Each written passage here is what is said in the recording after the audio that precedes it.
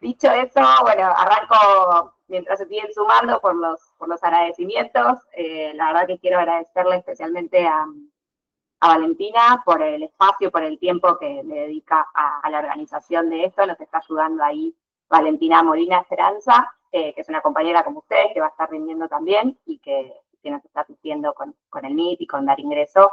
Y por supuesto, bueno, también a Mariana Gutiérrez, que fue en realidad el que le puso cabeza y tiempo para organizar estos encuentros y manguear a algunas personas para que participaran. Así que bueno, dicho esto, la realidad es que es medio difícil pensar qué abordar en esta charla porque son días muy activos.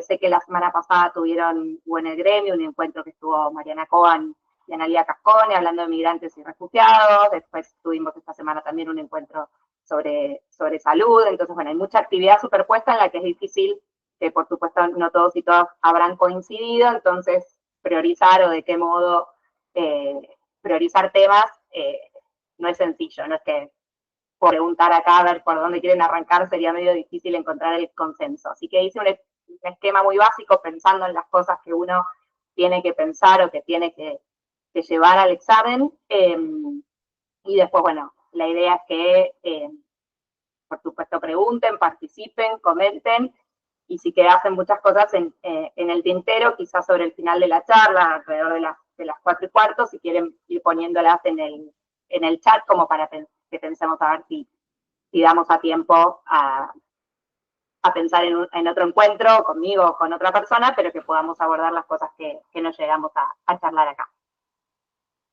Bien, bueno, pensaba empezar por quienes hacen esto todos los días, por ahí hay cosas que les van a parecer muy básicas, pero la idea es colaborar con los que están rindiendo por primera vez o que por ahí tienen una intervención más acotada y les resulta difícil pensarse desde otros lugares. Ustedes van por el 240 y pico, yo rendí el 40, allá lejos de ese tiempo, y este tipo de iniciativas, este tipo de espacios, la verdad que no existían.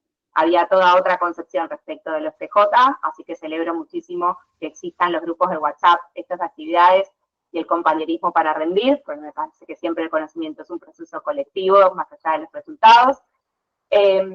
Y seguramente tienen puesta la cabeza en que el examen es una instancia evaluadora. Para mí los PJ son una instancia de capacitación intensiva, capacitación aplicada, llamémosle como quieran, pero creo que lo más importante de este proceso es lo que leemos y lo que nos queda para adelante independientemente del resultado, porque después el examen es una circunstancia y hay un montón de factores para los cuales influyen en cómo nos va. Así que, aunque no sé si sirve de consuelo, pero para mí es realmente valioso y es un saber que queda para después y que sirve mucho. Pero bueno, dicho toda esta pequeña introducción, yo, para los que no me conocen, yo trabajo en la Defensoría Federal de San Martín, que es una defensoría multifuera, donde hacemos de todo. Puedo incurrir en algún error respecto de capital, sobre todo cuando me acelero y hablo muy rápido, que es que en San Martín no tenemos programas y comisiones o las intervenciones propias de todas las oficinas con asiento en la Ciudad de Buenos Aires. Entonces, hay cosas que quizá nosotros hacemos acá en la Defensoría que para la Ciudad de Buenos Aires son una derivación. ¿Sí? No tenemos la unidad de seguridad social, no tenemos la comisión del migrante, no tenemos la comisión de refugiados, entonces acá hacemos todo. Quizás lo traté de ponerme en esa cabeza de que es el TJ para acá y que eso es lo que tenemos que pensar, pero puede que en mi relato surja algo que les haga ruido y que tiene que ver con eso, con que acá hacemos una atención que es de todo el caso y ustedes para examen por ahí tienen que pensar en esto lo hago yo y lo otro lo voy a derivar. En cuanto a la intervención de las defensorías públicas, bueno, tenemos dos tipos de intervenciones, la intervención principal, la intervención complementaria. La intervención principal, que es la del patrocinio, que deviene del artículo 42 de nuestra ley de Ministerio Público y que requiere para su desarrollo de la aplicación de la resolución 230-2017, la resolución de DGN, que establece a qué personas la Defensoría General de la Nación le da patrocinio. Hay un criterio principal, que es el criterio económico de ingresos, los 2 salarios mínimos vitales y móviles, que actualmente anda casi pisando los 300.000, con lo cual se trataría de personas que tengan un ingreso menor a 600.000 pesos, esa persona y su grupo familiar conviviente, quien nos viene a ver con una necesidad. Hacemos esta primera evaluación sumado a sus bienes, tanto inmuebles como muebles, pero asociado también a los gastos que esa persona tiene en su vida cotidiana. En el caso particular de mi defensoría, sé que no es en todos lados, por ahí no tienen todos el mismo criterio, pero nosotros, por ejemplo, todo lo que es asignación y pensión no lo computamos como un ingreso a los fines de este número total. Pero bueno, ya eso es un detalle como muy finito, pero podría pasar que viene a verlos una persona que no reúne las condiciones de la resolución 230 y ahí tenemos que pensar si resultan aplicables las excepciones de esta resolución que tienen que ver básicamente con la vulnerabilidad, ¿sí? Todas aquellas personas que integran un grupo en situación de vulnerabilidad, dice la resolución 230 que la Defensoría podrá de todas maneras asistirlos. Ahí pregunta Andrea si son solo ingresos de la persona del grupo familiar. La resolución dice grupo familiar conviviente, dentro del mismo domicilio. Se hace a la sumatoria, ¿no? Por ejemplo, si hay un hijo mayor que ya trabaja, es un ingreso que se suma, ¿sí?, al para el cómputo de la declaración jurada. Superado este obstáculo, entre muchas comillas, o este requisito, suponemos que ella es una persona que vamos a asistir. Si estamos en un TJ, la idea es que se supone que es una persona que vamos a asistir, si no el examen se acaba ahí. Tenemos que pensar también la representación o en qué calidad vamos a representar a esa persona, ¿sí? Muchas veces quien viene es un adulto que puede firmar su propio amparo o su propio reclamo, entonces será en derecho propio y con nuestro patrocinio, pero muchas veces es por sí y en representación de sus hijos menores, entonces ese vínculo tiene que estar acreditado al inicio o a la interposición de cualquier acción que queramos iniciar. Y puede pasar también que se trate de una persona mayor, pero que su cuadro de salud precisamente le impide venir a firmar, ¿sí?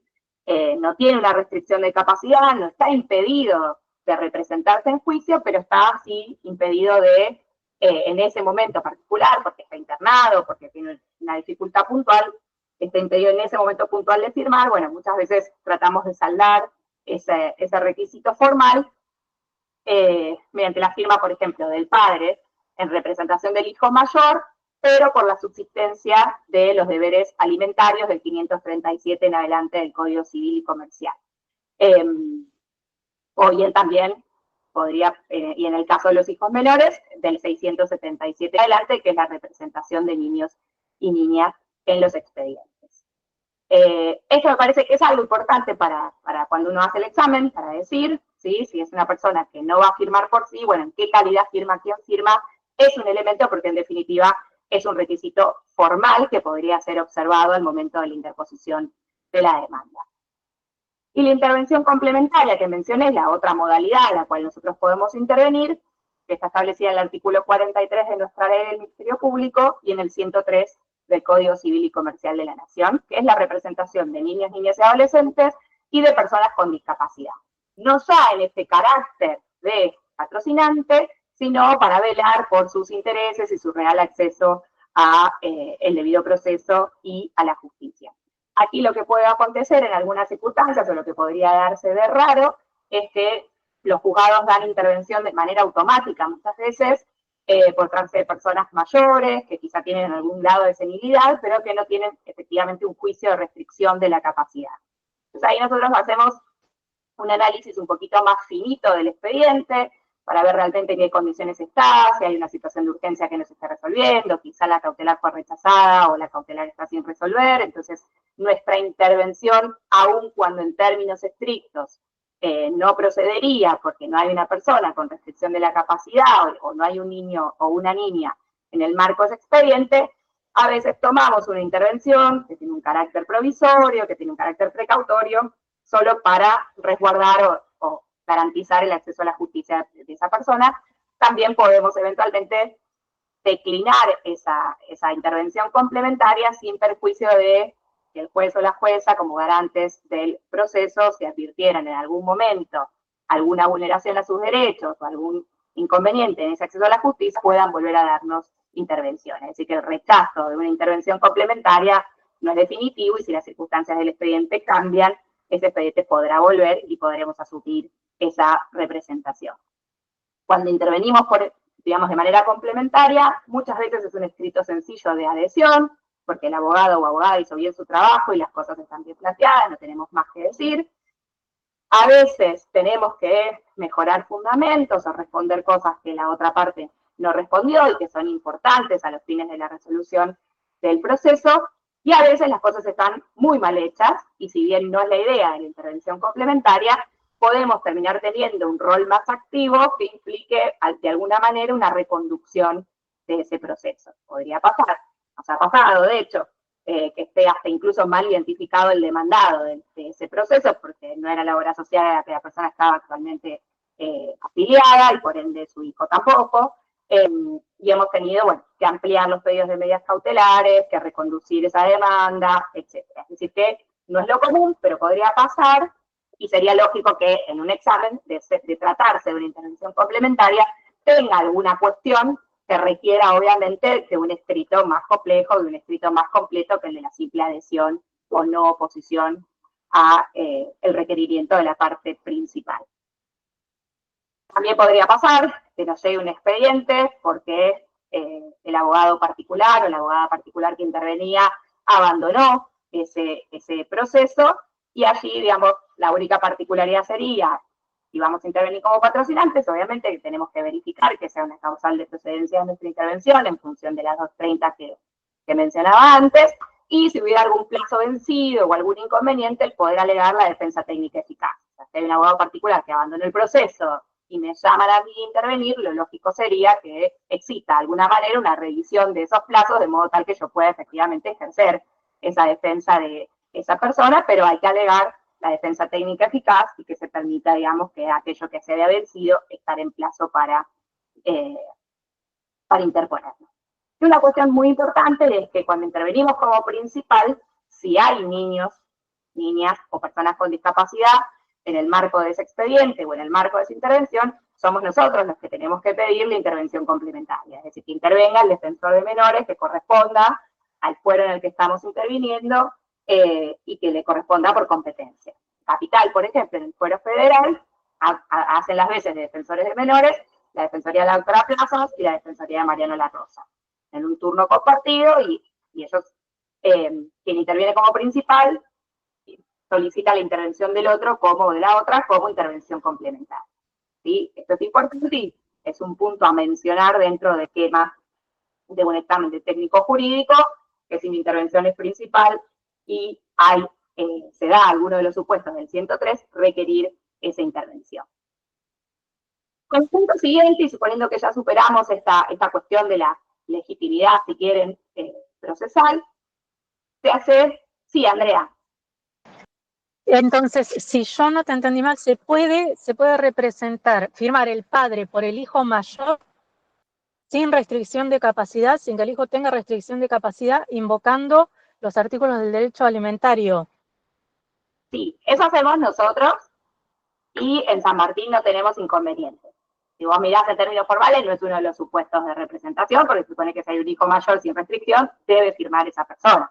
Pero, ya te digo, son casos excepcionales en donde se explica en la demanda que está impedido de firmar y que hay una situación de urgencia que amerita que el amparo se interponga de todas maneras con esa firma en representación. Nosotros aquí, en esta jurisdicción, no tenemos problema con eso, siempre y cuando esté justificado y obviamente las constancias médicas acrediten lo que estamos diciendo. Si vos vas a la letra literal de la ley, un adulto que no tiene restricción de capacidad debe firmar por sí o tiene que hacer algún tipo de designación de un representante en tal caso. Pero, digamos, son generalmente situaciones muy urgentes de amparos de salud, en donde efectivamente esa persona está impedida y no hemos nunca tenido una observación ni por parte del demandado ni por parte del juzgado respecto a ese tipo de representación. A nosotros los hacemos iniciar el pedido de la restricción de capacidad y con la constancia de inicio del pedido o con una autorización de que pueden litigar hasta tanto salga la restricción de capacidad. Nunca lo presentamos así como decís vos, por eso me pareció interesante. Lo que pasa es que puede pasar que no sea necesariamente una persona que vaya a tener restricción de la capacidad. Puede ser una persona que tiene un accidente y está internada y que superada esa cirugía y su postoperatorio es plenamente capaz. No hay una situación permanente que amerite el inicio de la restricción de la capacidad, pero sí hay una dificultad momentánea que le impide firmar. Genial. Bien, buenísimo, gracias. Gracias. Bueno, superado, digamos, esta cuestión de la representación y de la legitimación, sigue lo que hacemos todos perdón, dice Marina, hay defensorías multijuegos que asumen la doble representación del defensor como titular de la dependencia y como titular. Sí, claro. Hago siempre el mismo chiste, pero hacemos sí, la del hombre araña. Y el coadyuvante de la defensoría firma en ese carácter, cosa que, bueno, en su momento sé que hay muchos defensores y defensoras que han dicho esto es medio desprolijo, pero bueno, está saliendo tanto, y esto pasa también en penal, con esta misma representación de niños, niñas y adolescentes, digamos, la misma coadyuvante de la defensoría que bueno, sería raro, pero hay que tratar de mantener esa, de alguna manera, bueno, hoy justamente iniciamos un amparo y estábamos hablando de eso acá en la defensoría, aprovecho y ejemplifico, de una chica de 20 y pico de años, que no tiene iniciada, ella sí debería tener iniciada la restricción de capacidad y no la tiene, el padre se presenta, ella tiene una enfermedad de larga data, que tiene incapacidad, pero ahora puntualmente sufrió una fractura y no está claro si corresponde o no ser sometido a una cirugía. Está atravesando mucho dolor, no está bien como está, pero la cirugía tiene un riesgo altísimo. El padre insiste con que la última médica que la vio dice que la cirugía tiene que llevarse a cabo, iniciamos el amparo con mi patrocinio para que la cirugía se lleve a cabo y esperamos que el FLENI haga una evaluación y determine si efectivamente vaya a llevar adelante o no esa cirugía. Y bueno, la secretaria me decía, ¿y yo qué hago? Bueno, si el FLENI dice que la cirugía no se recomienda, la defensora de la persona con discapacidad tendrá que decir lo que piensan, que no sea lo que diga la patrocinante. Es así, es raro, pero bueno, funciona así. En cada puntualmente, tienen, como hay dos defensorías con esa competencia, pueden trabajar espejadamente. A nosotros nos pasa que lo tenemos que hacer internamente también. Bien, seguido a esto, tenemos que realizar un análisis del caso, a ver cuál es el conflicto que se presenta. Y ahí, sobre todo para los técnicos jurídicos, es importante, primero, toda información o asesoramiento que tengamos que darle a la persona, ¿sí? Que por ahí esto en la vida cotidiana no sea de una manera tan estricta, pero para un examen está bueno esquematizarlo. Es una persona que nos viene a ver por una pensión, pero en el medio de eso nos dice, bueno, lo que pasa es que yo al padre de mis hijos no lo, o de una asignación universal, pero yo al padre de mis hijos no lo veo más porque le hice una denuncia por violencia y no puede seguir cobrando, necesito cambiar eso, que la asignación universal la empiece a cobrar yo. Bueno, además de pensar en la intervención frente a ANSES y del pago de la asignación universal, bueno, sería bueno corroborar que esa persona que hizo una denuncia por violencia de género tiene patrocinio, ha recibido asesoramiento o requiere de algún tipo de derivación. De la misma manera, para el examen pensamos siempre en derivaciones que sean efectivas, ¿sí? Derivaciones extraorganismo, es decir, fuera del organismo a otras dependencias, pero que funcionen de una manera efectiva, ¿sí? Vuelvo a ejemplificar. Tuvimos hace poco también una consulta a una persona que necesitaba modificar el cobro de la asignación universal porque judicialmente, en un procedimiento ordinario, se había modificado quién tenía la responsabilidad parental de los hijos. Cobraba el padre, porque hasta ese momento la responsabilidad parental la había tenido el padre, pero ahora la tenía ella, y el padre no veía más a sus hijos y quería que la asignación universal pasara a su nombre. Bueno, la Defensoría de Ordinario de San Martín la deriva acá porque es una cuestión ante ANSES.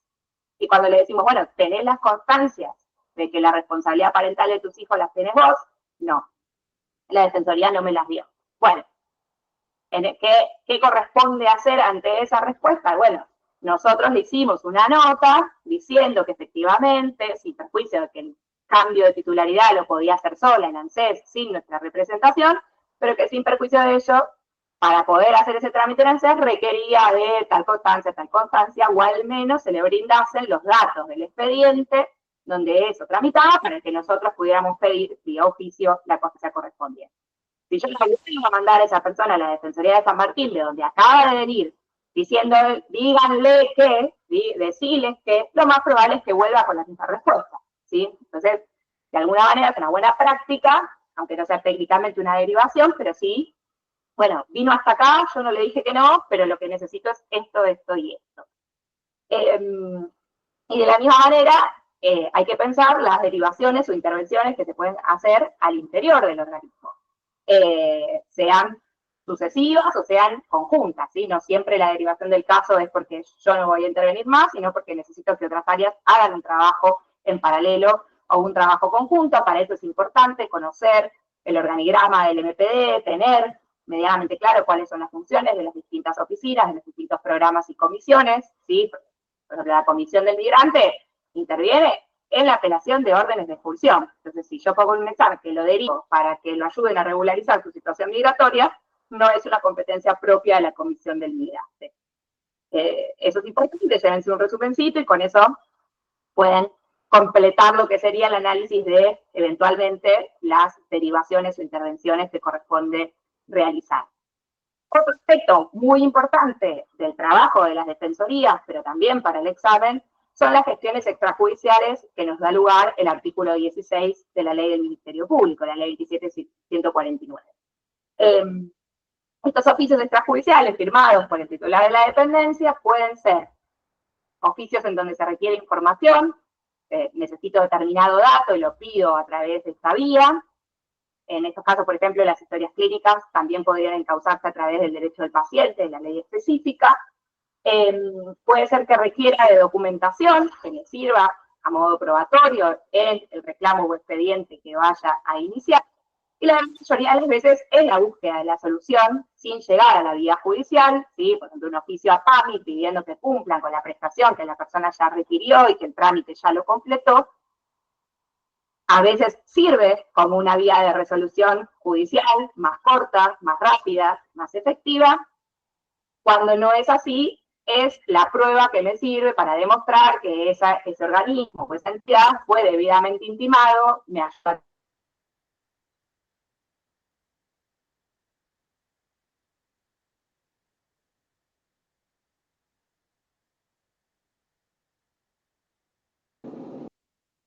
de constancias o ante la falta de constancias. Sí, es,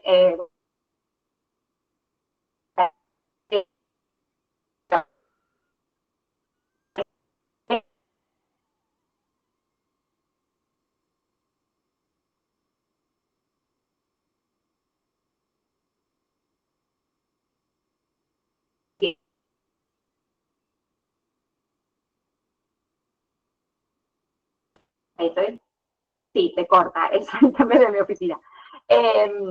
Bien, perdón, hay una mano levantada, no sé si es por eso o para hacer una pregunta.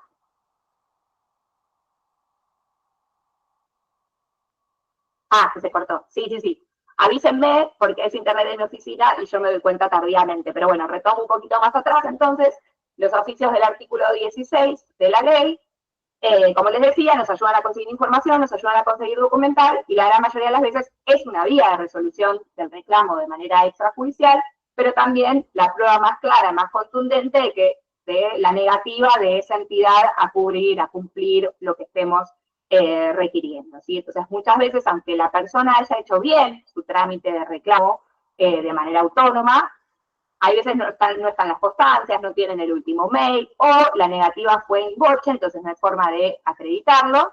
El oficio es una forma de conseguir esa prueba para ir seguros a la vía judicial. Bien.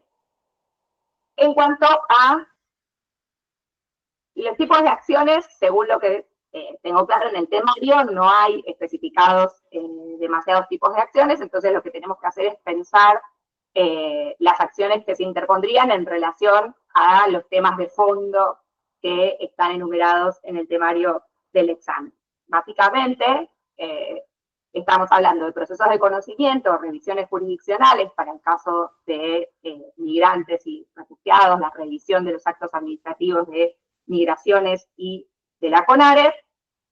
Puede que haya también, obviamente, en relación a esos procesos, recursos administrativos previos a agotar a la vía judicial, y en el caso de los de esta, la vía por excelencia, que es la vía del amparo. Entonces, todo lo que tiene que ver con los requisitos de procedencia, el amparo y todos los, digamos, puntos que hay que desarrollar, si bien en UTJ no hay que escribir la acción en sí, sí es una buena práctica, digamos, desarrollar o poner que uno sabe cuáles son los requisitos de procedencia de esa acción y que por eso se justificarían en el escrito que presentaría, ¿sí?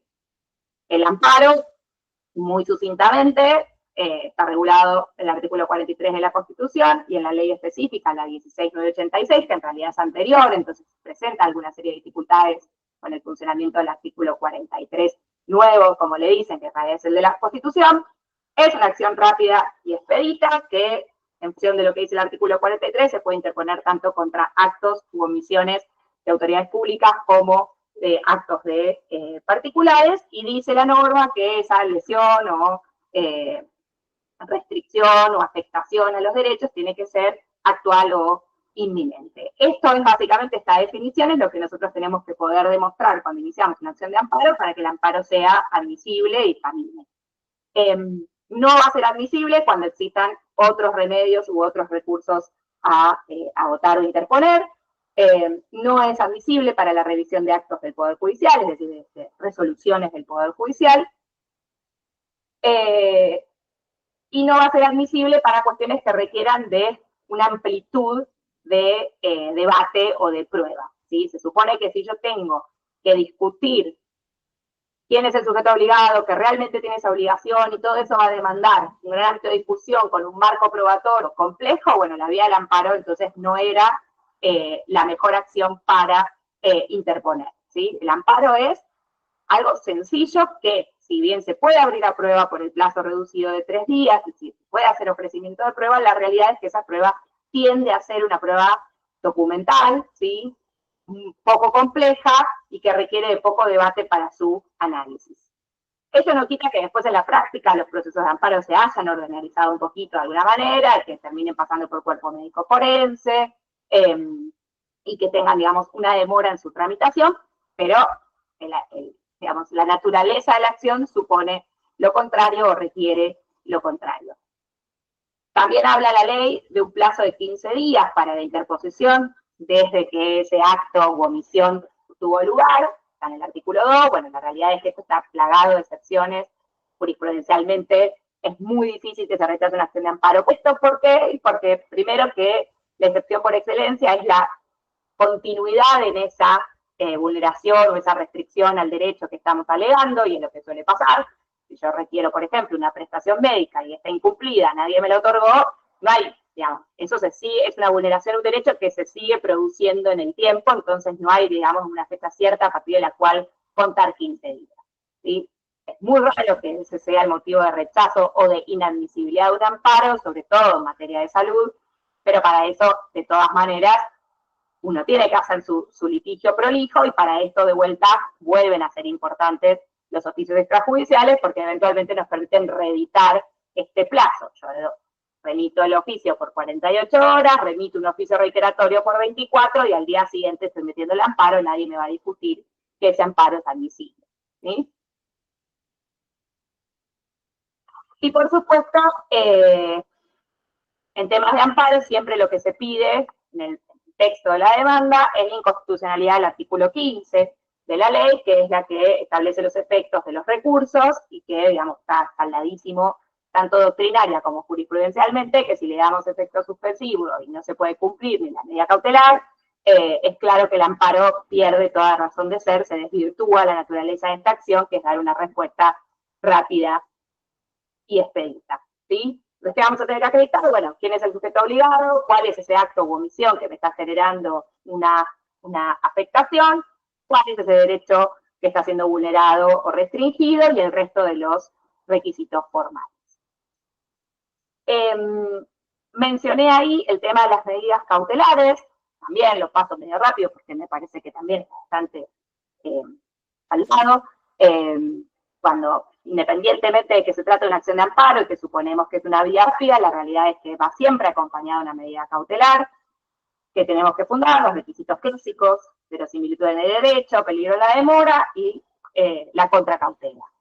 Una cuestión que suele darse mucho en los amparos de salud es la coincidencia del objeto de la medida cautelar con el fondo, con el objeto mismo del amparo. Y que esto es siempre discutido por las demandadas, porque dicen, bueno, se cumple esto y ya está, no tenemos nada que discutir. Sería ridículo que la cautelar sea el objeto mismo del amparo y además no deja de ser un adelanto de jurisdicción en donde ya le está dando la razón, porque si le hace lugar a la medida cautelar, ¿qué vas a decir en la sentencia? ¿Sí? Y mal y pronto es el razonamiento de las demandadas en los amparos. Esto también, búsquense los fallitos, hay un montón, de la Corte Suprema, de la Cámara Civil, de la Cámara Contenciosa, en donde dicen, la realidad es que no hay un impedimento, ¿sí? No hay un impedimento legal para conceder una medida cautelar porque coincida con el objeto mismo del amparo. No sé, pido una prótesis y el objeto del amparo es la prótesis, ¿sí? Pido cautelarmente la prótesis y el objeto del amparo es la prótesis. Bueno, no hay una cuestión legal que impida esto. Lo que en tal caso, dice la jurisprudencia, tienen que hacer jueces y juezas es una evaluación más rigurosa de los requisitos de la medida cautelar, porque precisamente tiene un impacto en los derechos de la demandada, tiene un impacto mayor. Habrá que hacer un análisis más riguroso de esa verosimilitud del derecho, de ese peligro de la demora, pero nada impide que se decrete esa procedencia, y no es un adelanto de jurisdicción porque no impide que al momento de dictar sentencia el juez o la jueza resuelvan libremente y de conformidad con las constancias de la causa y la prueba que se haya producido. Sería raro, sí, que un juez que te ordena una medida cautelar que se cumple durante un montón de meses, después de la sentencia diga que no tenés derecho a eso. Sí sería raro. Pero ya, legalmente, en tanto la sentencia esté fundada en las constancias de la causa y en el derecho, no habría tampoco una cuestión que sea debatible en relación a ello, ¿sí? Entonces esto, si bien está saldado jurisprudencialmente, es importante tener la jurisprudencia que diga eso, porque hay que fundarlo en la procedencia de la cautelar, ¿sí? Esto también es una cuestión de práctica, cada uno lo hace como quiere, pero yo prefiero adelantarme a los argumentos que el otro va a decir, y si yo ya estoy pidiendo una medida cautelar en ese sentido, lo lógico es que ya comience por reconocerlo y por hacer esta fundamentación un poquito más robusta. Una cuestión particular que se puede dar también con las medidas cautelares es que se trate de medidas cautelares contra el Estado y rige entonces la ley 26.854, que es específica para aquellos supuestos en los que el demandado es el Estado. Obviamente, la idea de proteger o de salvaguardar los bienes del Estado tiene una regulación mucho más restrictiva para la procedencia de las medidas cautelares, requiere un informe previo, cosa que no pasa con las medidas cautelares comunes y corrientes, por decirlo de alguna manera, que se decretan inaudita parte. En el caso de las medidas cautelares contra el Estado requieren de un informe previo por 5 días, pero informe previo al fin. A diferencia de lo que ocurre con las medidas cautelares comunes, dice la ley que no puede decretarlas juez incompetente, ¿sí? Las medidas cautelares comunes, aunque a los jueces y juezas no les gusta demasiado hacerlas, la realidad es que, aunque sean abiertamente incompetentes, si las razones de urgencia lo ameritan, pueden de todas maneras hacer lugar a la medida cautelar, decretar su incompetencia y remitir esas actuaciones al fuero que consideren competente. Bueno, en la regulación de las leyes, de las medidas cautelares contra el Estado, esto está prohibido. Los jueces incompetentes no pueden ordenar medidas cautelares. La ley dice expresamente que no puede coincidir el objeto de la medida cautelar con el objeto del amparo y que deberá siempre, el fin último es evitar el daño a los bienes públicos o a los bienes del Estado o al presupuesto del Estado. Por supuesto que la propia ley, más allá de todo lo que podamos debatir respecto de su constitucionalidad o inconstitucionalidad, la propia ley en el artículo 2 hace, digamos, lugar a una excepción bastante amplia, que son los supuestos de personas en situación de vulnerabilidad o donde haya comprometidos derechos a la vida, a la salud, al medio ambiente. Es decir, que en nuestros casos sería fácil, entre comillas, fundar que a nosotros no se nos aplican esta clase de procedimientos especiales porque estamos representando a quienes estamos representando. Entonces sería una manera de evitar, por ejemplo, el informe previo o estas otras limitaciones que tienen que ver con la procedencia de la medida cautelar, ¿sí? Pero esto también hay que decirlo expresamente, que uno funda su intervención en la excepción y subsidiariamente pedir la inconstitucionalidad que corresponda a los artículos correspondientes de la ley. Esto también hay varios articulitos de varios autores distintos que han hecho críticas a la ley de medidas cautelares contra el Estado y que es bueno tener a mano. ¿Hasta aquí alguna duda, alguna pregunta? ¿No se aplica procedimientos de amparo? No.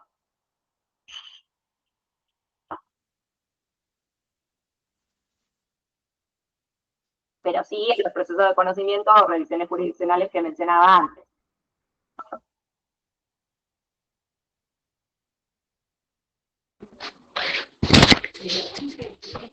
Hola Rosario, había dos manitos levantadas ahí, no sé si alguien tendrá alguna pregunta. A ver. No veo cuáles ahora. Andrea. Sí, te quería hacer una consulta en cuanto Sí. a lo que son las acciones extrajudiciales. Se nos da mucho el tema a nosotros de acompañar a la gente y de qué forma hacerlo cuando son el agotamiento de la vía administrativa, sobre todo en el ANSES, con los recursos de reconsideración, con los recursos ante la CARS. Nosotros lo manejamos directamente desde que lo hacen ellos por derecho propio, o sea, les decimos de qué manera, los asesoramos en cuanto a los plazos, en cuanto a armarlos, porque son escritos medianamente fáciles, donde no exigen mucha fundamentación, pero no se lo firma desde la Defensoría. ¿Cómo lo manejan ustedes a esto? ¿Está bien así? A ver, si son, digamos, intervenciones sencillas que no requieren de patrocinio, que efectivamente no las requieren en esos requisitos que vos mencionás, no está mal que la persona haga sus propias gestiones, siempre y cuando logre que esa gestión sea efectiva. Lo que a nosotros muchas veces nos pasa es que cuando la gente va con notas no se les reciben. Entonces no me sirve como gestión porque no me queda una fecha cierta con un sello en donde yo pueda decir esto fue presentado en esta fecha. De todas maneras, sí, no suelen ser, digamos, muchas veces se hacen requerimientos adicionales de documentación y demás, que la gente lleva directamente de vuelta. Si les dan una constancia de qué es lo que presentaron y que dieron cumplimiento a lo que fue requerido, está buenísimo, pero muchas veces pasa lo contrario, que la gente deja toda la documental y no queda ningún registro de que esa documentación fue entregada. Nos pasó, por ejemplo, la otra vez con una persona que fue ANSES para requerir un beneficio jubilatorio y nos importaba que quedara constancia que había ido en esa fecha para que pueda entrar dentro de la moratoria previsional que se está por caer. Y fue con nuestro oficio para presentarlo y si bien no se lo recibieron, sí le tomaron una copia, porque después con su clave de ANSES podíamos ver que había una actuación con esa fecha. Entonces la realidad es que eso a mí, como actuación extrajudicial, no me sirve, porque el oficio no tiene un sello, no tiene una fecha de recepción, pero ANSES ya se lo quedó y ya sabe todos los argumentos que yo podría llegar a plantearle. Entonces, la verdad es que es muy casuística, la pregunta está buena, pero es muy casuística porque tiene mucho que ver con las épocas y los organismos ante los cuales las personas van a hacer sus presentaciones. Hay organismos más amigables, organismos menos amigables. ANSES, bueno, va a quedar grabado, Mariana, de lo que te dije, ANSES no es muy amigable en su atención, es bastante expulsivo y muy poco adepto a poner sellitos y que quede constancia de las cosas que recibió. Entonces, digamos, no es que sea una mala práctica, el punto es si nosotros necesitamos después esas constancias para algo, bueno, probablemente sean constancias que no nos terminen de servir si no fueron bien recibidas por el organismo interviniente. Después sí hay otras modalidades de intervención que muchas veces se cortan ahí o se terminan ahí, que son trámites que como demoran mucho, no es que se vayan a resolver mal, pero demoran un montón, bueno, ahí sí, la presentación de un pronto despacho, muchas veces la gente cuando viene ya lo hizo, entonces le decimos, bueno, vamos a presentar otro, pero con nuestro patrocinio, porque de alguna manera ahí ya se ve que venimos y que vamos a hacer el amparo por mora, que si eso no se resuelve vamos a hacer el amparo por mora. Entonces, a veces poner el gancho sirve para que no, bueno, entre responder el amparo por mora, le resuelvo el expediente administrativamente y listo, me saco el problema de encima. Tampoco es que asustemos mucho, pero a veces puede pasar que surta ese efecto. Pero bueno, la realidad es que es muy casuístico y también, voy a decir algo que por eso era medio feo, pero que también depende mucho de la persona. ¿Sí? A veces hablando con la persona vemos que es una persona que le decimos, mira, haz esta gestión, lleva esto, y que es una persona que lo va a lograr, que se va a pelear, que va a lograr imponerse a toda la burocracia. Y otras veces vemos que son personas que no van a poder y que ni bien les digan que no, se van a dar media vuelta y se van a ir. Entonces, bueno, ahí por ahí es más útil o sirve más que vayamos con que llevemos una nota con nuestro patrocinio. No sé si respondí la pregunta o... Sí, gracias, gracias. No, de nada. Ahí Roque pregunta si es la ley 26854, es la ley de medidas cautelares contra el Estado. Bien. Ahora voy a hacer un breve pasaje así medio rápido por refugiados, asumiendo que por ahí muchos hicieron el curso de analidad esta semana o que han ido a la charla de la semana anterior, pero es uno de los temas del listado. Me parecía importante mencionar, aunque sea lo más nuevo, lo que está ahora en discusión. La solicitud de refugio se rige por la ley 26165, que el año pasado fue brutalmente cercenada a través del DNU 942-2024. ¿Por qué digo? Y bueno, porque hizo este decreto de necesidad de urgencia, generó un montón de cambios a nivel procedimental, pero también de fondo, lo que tiene que ver con las causales de cancelación, de cesación, que son realmente graves en función o en comparación o contrastándolo con cosas que están reguladas en tratados internacionales, ¿sí? Que están en la convención, se establecen específicamente esas causales y de golpe a través de un decreto de necesidad de urgencia hay un apartamiento de esa letra o incluso se agregan causales que no están previstas en un tratado internacional. Entonces realmente es una situación bastante compleja en la que terminamos quedando con una ley que además ha sido considerada una ley modelo, con buenas prácticas reconocidas por el ACNUR. Entonces realmente es una situación compleja que está en pleno desarrollo, no hay resoluciones a la fecha sobre este punto, son expedientes que están empezando a tramitar. Sería medio feo que les tomen esto en el técnico jurídico, pero bueno, como puede pasar, vamos a medianamente por lo menos abordar cuáles son esos conflictos. La ley 26165, en el artículo 4, tiene dos definiciones sobre refugio, o qué es lo que se entiende por una persona refugiada, que es la recepción a nivel interno de las definiciones de la Convención de Viena sobre refugiados, que es lo que llaman la definición clásica de refugio, y de la Declaración de Cartagena, que es lo que se llama la definición ampliada de refugio. En nuestra ley, esas dos definiciones están en el artículo 4, en el inciso A y el inciso B, por lo tanto, la discusión respecto de qué se entiende por refugiado para la ley argentina está totalmente zanjada, y las discusiones respecto a si la Declaración de Cartagena es un instrumento vinculante o no, pierden entidad para el caso de la Argentina desde el momento que son incluidas en la normativa interna, ¿sí? Entonces esas son las dos definiciones que vamos a manejar. Es una persona refugiada quien ha tenido que huir de su país por un temor fundado de persecución, por alguna de las causales que están ahí enumeradas. Yo lo digo rápido porque es la letra de la ley, se lee fácil. Por persecución política, racial, religiosa, étnica. Y la definición ampliada, que tiene más que ver con los conflictos, con la naturaleza, digamos, la forma en la que se desarrollan los conflictos en América Latina, que hace alusión más a situaciones de inestabilidad del orden público, graves violaciones a derechos humanos y demás. Una definición que sigue siendo poco utilizada, pero que en realidad, digamos, su origen o la idea por la cual los estados acordaron esas definiciones para tratar de dar una respuesta a los motivos por los cuales las personas huían de sus países en América Latina en razón a conflictos propios de nuestra región. Entonces, si nos toca un caso de este estilo, a mí me ha tocado en un técnico jurídico, un caso de refugiados, hay que prestar mucha atención a cómo está hecha la consigna, ¿sí? En mi caso puntual me decía, estás trabajando desde la Comisión de Refugiados, por lo tanto no tenía ninguna duda de que tenía que hacer todo lo que correspondía a la intervención propia del refugio, ¿sí? Entonces, bueno, tenemos que hacer todo el análisis y el desgrane de esta definición, hablar de ese temor fundado de persecución, cuáles son esos motivos por los cuales la persona no puede retornar a su país de origen, y como sabrán quienes han hecho algún cursito sobre esto, que esa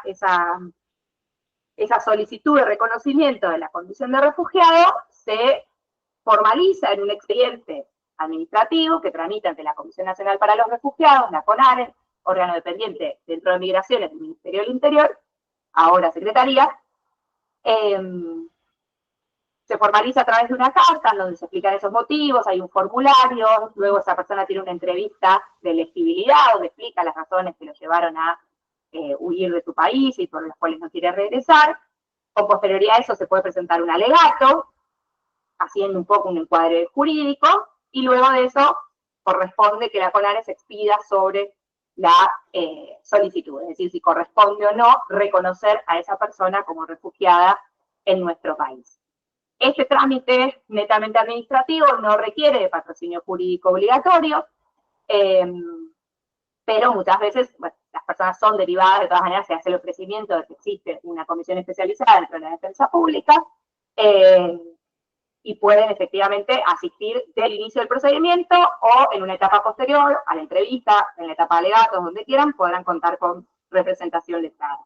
Esa decisión se dice que es una decisión meramente declarativa, ¿sí? O sea, el reconocimiento de la condición de refugiado de una persona en el país es una declaración, un reconocimiento por parte del Estado, pero la persona es refugiada desde el momento en que reúne todos los requisitos de esas definiciones que acabamos de mencionar. Si esa persona no, bueno, si es reconocida como refugiada, va a poder ir a Migraciones y hacer su documento nacional de identidad, va a tener una residencia temporaria como refugiado en el país, residencia que podrá prorrogar y que después podrá convertir en permanente.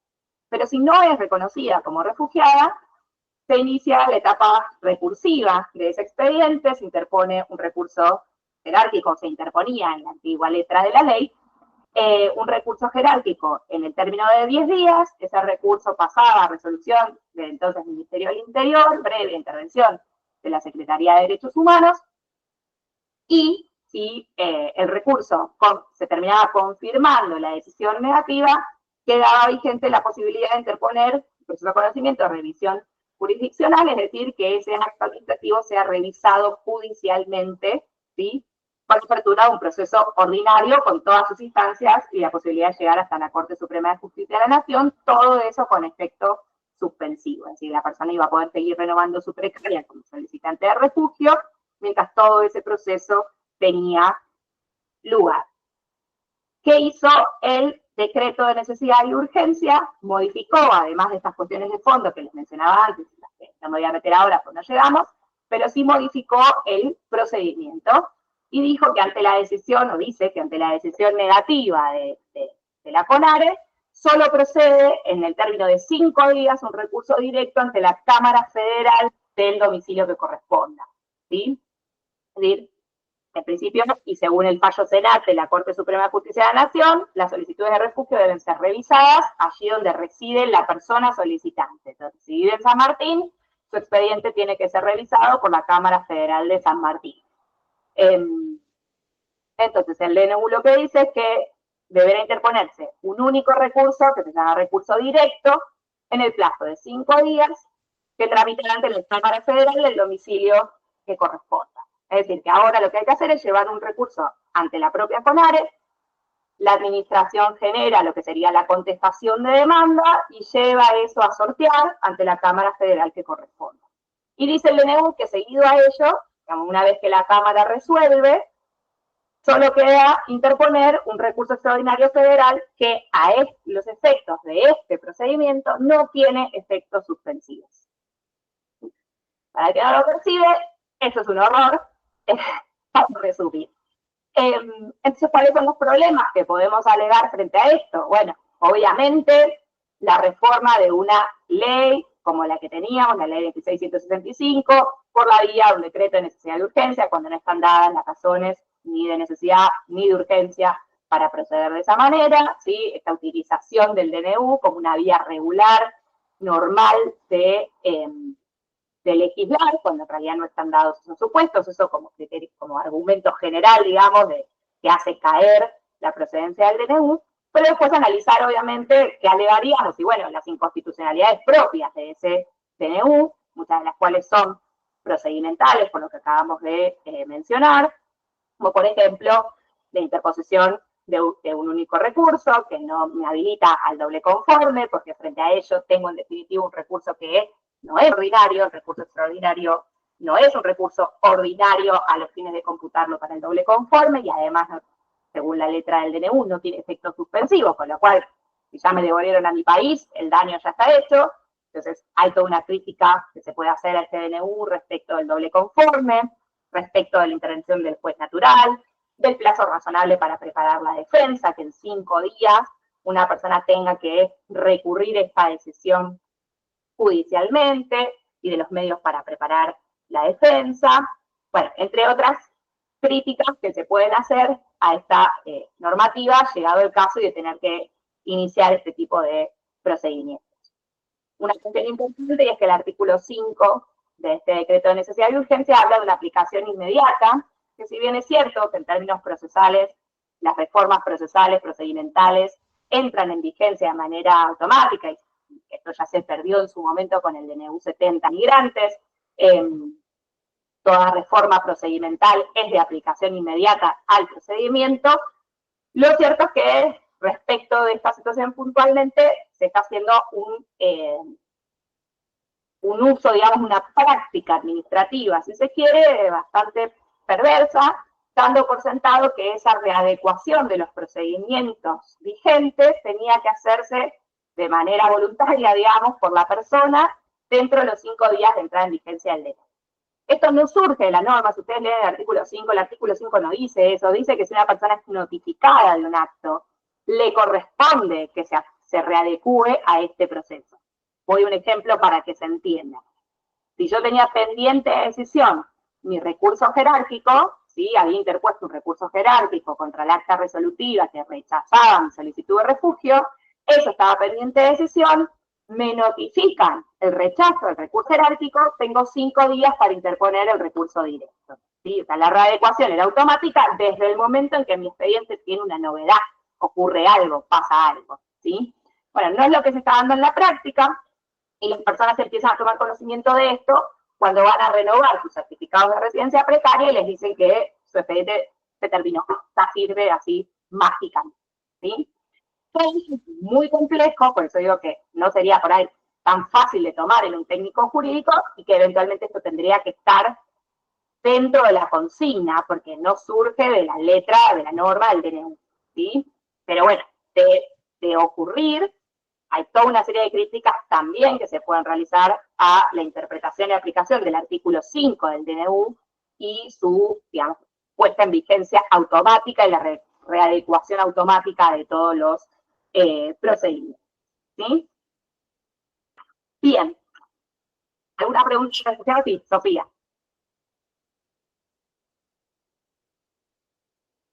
Está, perdón que no pude poner la cámara tampoco. Me quedaron clarísimas las críticas, pero no entendí en qué oportunidad, por ejemplo, en la intervención nosotros podríamos poner, digamos, en la Cámara o iniciando una acción ordinaria, o de qué manera nosotros podemos poner en tela de juicio este alcance del DNU. Bien, es lo que está ocurriendo en la práctica.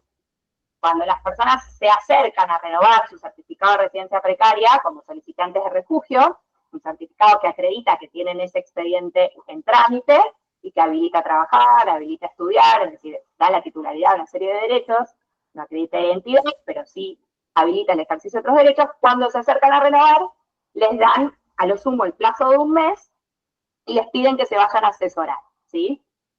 Ahí, en esa oportunidad, hay que interponer el recurso directo, ¿sí? O bien, si la persona viene y te dice, no me renovaron mi precaria y le dicen que esto está todo firme, bueno, hay que interponer un recurso directo.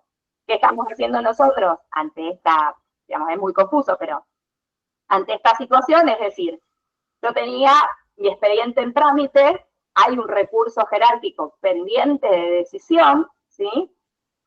No ha habido ninguna novedad en mi expediente, pero cuando voy a renovar la precaria no me la renuevan. Primer punto, solicito, se resuelva el recurso jerárquico oportunamente interpuesto y se renueve el certificado de residencia precaria de esta persona. El subsidio. para el caso en que se esté aplicando este DNU y el trámite propio de este DNU, me presento y discuto las inconstitucionalidades, la aplicación inmediata del DNU, ¿sí? Y subsidiariamente también digamos, que se tomen en consideración los argumentos de ese recurso jerárquico que nunca nadie respondió. Es decir, lo que te obligan es que el único recurso o escrito que vos podés interponer ante esta situación es ese recurso directo, ¿sí? Y de hecho, aunque en mi caso puntual yo no lo titulé recurso directo, me niego, no lo titulé recurso directo, lo toman como recurso directo, le hacen la contestación de demanda y lo sortean, ¿sí? Pero digamos, la oportunidad, y bueno, es la primera oportunidad en que la persona te diga que algo raro está pasando en su trámite. Eso va a depender mucho, eventualmente, en un técnico jurídico, de la consigna. ¿Qué dice la consigna de la persona que te viene a ver? No me renovaron la precaria, o me la renovaron por un mes y me dijeron que tenía que venir a verte, ¿sí? O me dicen que está todo firme, y bueno, ahí hay que interponer ese recurso, arrancando por discutir que digamos, la aplicación inmediata del régimen, de este nuevo régimen, nunca podría hacer decaer derechos que estaban en discusión. Si yo tenía un recurso interpuesto, no puede automáticamente hacer fenecer de un día para el otro de golpe un expediente en pleno trámite y decirme de golpe que quedó firme, ¿sí? No quiero confundirlos, pero también hay todo un debate respecto a los expedientes que ya estaban judicializados en primera instancia, si primera instancia tiene que seguir ese trámite hasta la sentencia o si automáticamente tiene que inhibirse y enviarlo a la Cámara. La intención de los representantes letrados del gobierno es que se envíe a la Cámara, están solicitando eso, pero todavía, ya les digo, no hay jurisprudencia sobre esto, entonces es muy difícil que se pueda elaborar en un examen. Nosotros lo podemos contar porque trabajamos dentro del MPD y lo hacemos. En mi caso, ya les digo, lo hago porque la Defensoría está fuera del radio de la Ciudad de Buenos Aires, entonces me toca a mí, la Comisión de Refugiados me lo deriva porque tienen domicilio en mi jurisdicción para que siga la etapa de judicialización, ¿sí? Pero esto sería muy difícil de pensar para quienes no trabajan en el MPD porque realmente no hay material de lectura posible, más allá de algunas cosas que se han escrito en relación a la crítica teórica del DNU, pero resoluciones judiciales de esto, por lo menos que yo sepa, y hasta la semana pasada que hablé con Analia, no había, ¿sí? Están las propias que se sortearon mal los expedientes míos se sortearon en Capital, entonces Capital se declara incompetente, lo manda para San Martín, pero por ahora son cuestiones, digamos, de trámite y no del fondo del asunto de lo que estamos pidiendo, que es la inconstitucionalidad del DNU. Bien, hasta acá estamos. ¿Alguna pregunta? No, bien. Bueno, paso un poquito a migrantes, así le agrego un condimento a ensalada. Migrantes. Regido por la ley 25871 y el decreto ley 616 del 2010. Acá yo sé que, por ejemplo, me comentaba una de las compañeras el otro día charlando que ya, por ejemplo, en la charla de la semana pasada, Maru Coan habló mucho de la jurisprudencia que existe en relación a la cuestión migratoria, digamos. Yo quería retrotraerme un poquito más para atrás, para los que no suelen hacer esto, o los que no suelen tener intervención en cuestiones de migrantes, para que se pueda entender cómo es que llegamos al dictado de una orden de expulsión, que es lo que nosotros apelamos, ¿sí? Porque poder saber cómo ese expediente llega al dictado de una orden de expulsión a veces nos ayuda también a pensar posibles argumentos de manera autónoma. La idea es que además podamos pensar autónomamente y no reproducir por ahí siempre los argumentos que ya conocemos y que sabemos que todos vienen alegando. Nosotros, puntualmente, como les decía, a través de la Comisión del Migrante y las Defensorías Federales, en materia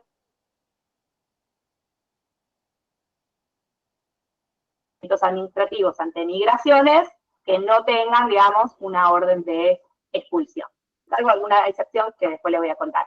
Pero la realidad es que si una persona va a hacer un trámite de regularización migratoria, va a hacer el trámite de residencia en el país, es un trámite que lo hace solo, voluntariamente, y que usualmente si hay alguna dificultad, son casos que derivamos a la Defensoría del Pueblo o o en el interior a los centros de atención, a los CAF, bueno, estaban, o a otro tipo de organismos. Pero nosotros no tenemos intervención en otra clase de procedimientos, sino que intervenimos en la etapa recursiva de las órdenes de expulsión, ¿sí? ¿Cómo llegamos al dictado de una orden de expulsión? Bueno, puede pasar que una persona se presente a solicitar una erradicación. Ustedes saben que todo extranjero ingresa al país, va a poder solicitar una erradicación por distintos motivos que están en la ley 25871, por trabajo, por estudio, por nacionalidad Mercosur, etcétera.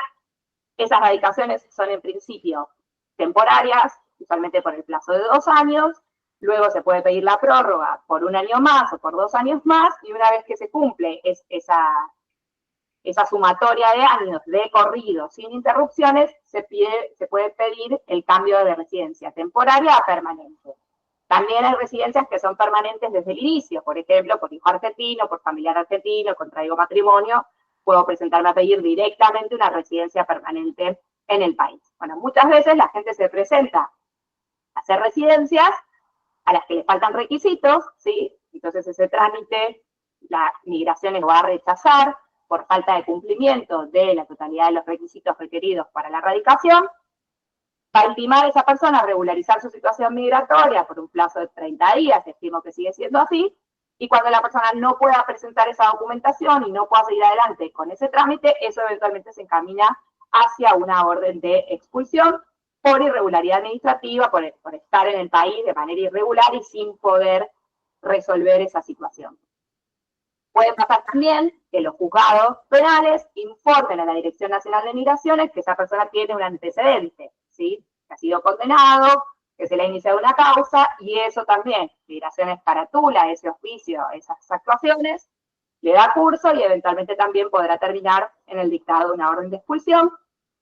También puede pasar que haya controles migratorios, inspecciones en hoteles familiares, en supermercados, en la vía pública, los famosos conflictos de las contravenciones y los manteros y demás, que también dan lugar a la confección de actas que terminan nuevamente en migraciones las carátulas, toma conocimiento de que esa es una persona en situación migratoria irregular en Argentina, y eso nuevamente puede encaminarse hacia una orden de expulsión. De todos esos caminos, llegan al dictado de esa orden de expulsión, y ahí es cuando la persona que nos viene a ver podrá contar con el patrocinio de la Comisión del Migrante o de la Defensoría Federal que corresponda. Es importante que dentro de la 230, esta es una de las causales de vulnerabilidad, en las que no solemos preguntar demasiado en las Defensorías Federales cuál es la situación económica de la persona migrante, porque precisamente entra dentro de las excepciones de la Resolución 230-2017, la situación de vulnerabilidad, y además del conocimiento específico que nos habilitan a esa intervención. ¿Cómo se notifica a la persona de la orden de expulsión? Muy importante, ¿sí?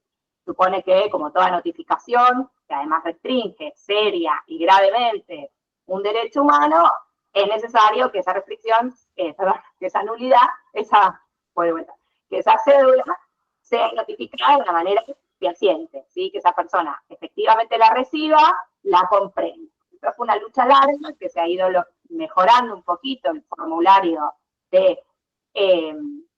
ahí te doy la palabra, Francisco, se ha ido mejorando la práctica de migraciones de incluir, ¿sí?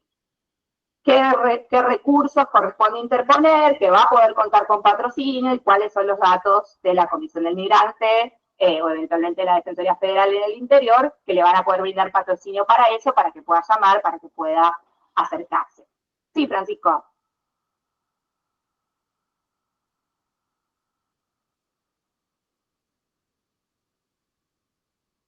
Francisco.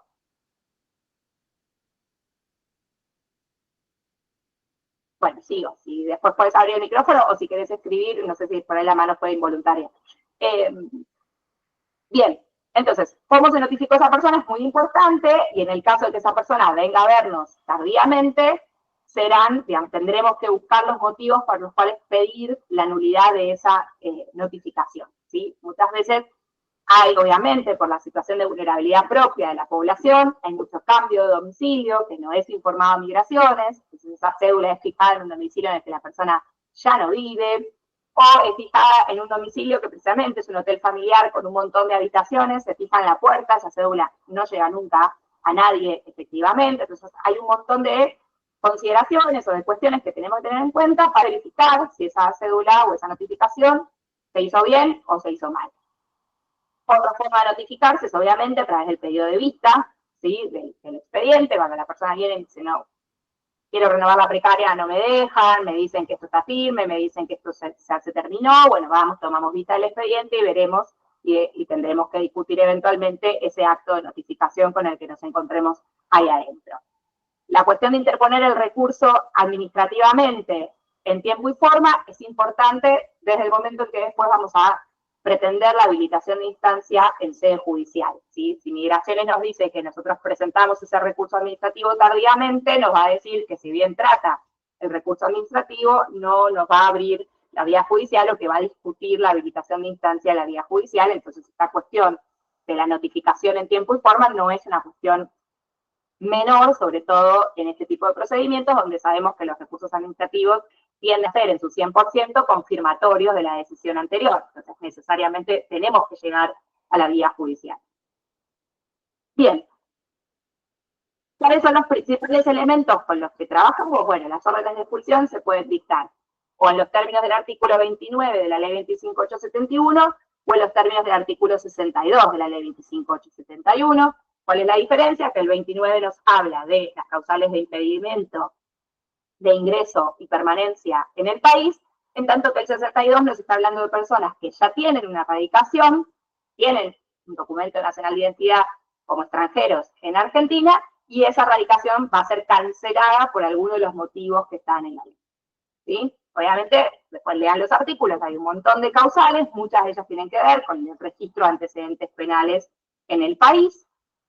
El artículo 29 tiene un estándar de condena o de pena más bajo que el artículo 62. El artículo 29 nos habla de penas menores a 3 años o por determinados delitos. El artículo 62 nos habla de penas menores a 5.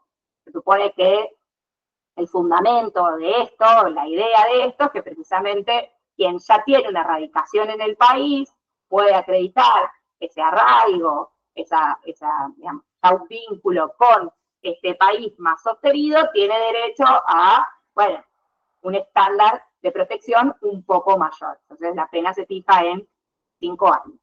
¿Sí?